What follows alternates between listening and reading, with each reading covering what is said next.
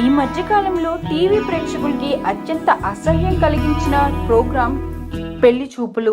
పులిని చూసి నక్క వాత పెట్టుకున్నట్టు జాతీయ స్థాయి ఎంటర్టైన్మెంట్ టీవీ ఛానల్స్ లో వచ్చిన రాహుల్ కి దుల్హనియా, రాఖీకి స్వయంవర్, తమిళంలో వచ్చిన ఎంగ వీటు మాపులే అనే పాపులర్ షోల్ని ఆధారంగా తీసుకుని ప్రముఖ యాంకర్ ప్రదీప్ మాచిరాజు మరియు మరో ప్రముఖ యాంకర్ సుమా కనకాలను పెట్టి ఒక ప్రముఖ టెలివిజన్ పెళ్లి చూపులు అనే ప్రోగ్రామ్ ని స్టార్ట్ చేసింది. పెళ్లి చూపులు అనే టీవీ షోలో వారు చేస్తున్న వింత చేష్టలు, వెర్రి వేషాలు చూసి ఎవరైనా తమ పిల్లల్ని ఇలా ఎలా పంపుంటారు అని ఆలోచన రాకమానదు.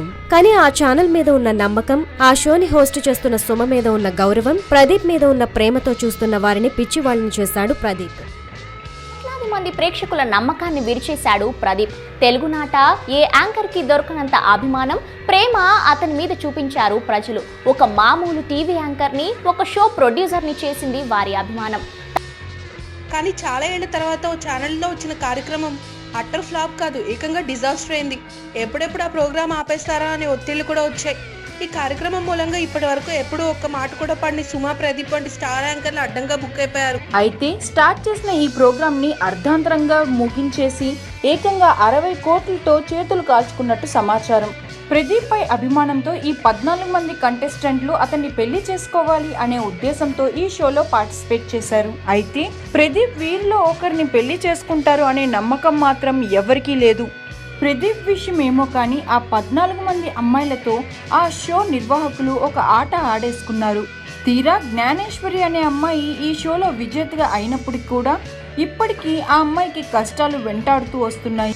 ముందు నుంచి అనుకుంటున్న విధంగానే ప్రదీప్ పెళ్లి చేసుకోడు అని నిర్ధారించేయడంతో దిగ్భ్రాంతికి గురై కొట్టుమిట్టాడుతూ ఉంది జ్ఞానేశ్వరి. అయితే ఇప్పుడు ఒక సంచలన నిర్ణయం తీసుకుంది జ్ఞానేశ్వరి.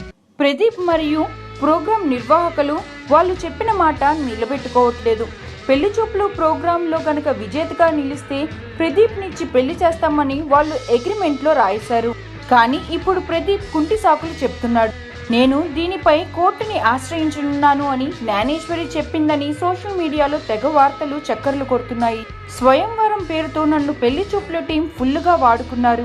ప్రదీప్ పై పిచ్చి ఇష్టంతో ఎలాగైనా కానీ అతన్ని పెళ్లి చేసుకోవాలని ఎన్నో కష్టాలు పడి విజేతగా నిలిచాను. కానీ ఇప్పుడు నన్ను ఎవరు పట్టించుకోవట్లేదు. ఇలా అయితే నన్ను ఎవరు పెళ్లి చేసుకుంటారు? నా జీవితం నాశనం అయిపోతుంది. నాకు న్యాయం జరగడం కోసం నేను త్వరలోనే న్యాయస్థానాన్ని ఆశ్రయిస్తాను అంటూ జ్ఞానేశ్వరి తన ఆవేదనను వ్యక్తపరిచిందట. ఈ వీడియో గనుక మీకు నచ్చినట్లయితే లైక్ చేయండి, షేర్ చేయండి అండ్ సబ్స్క్రైబ్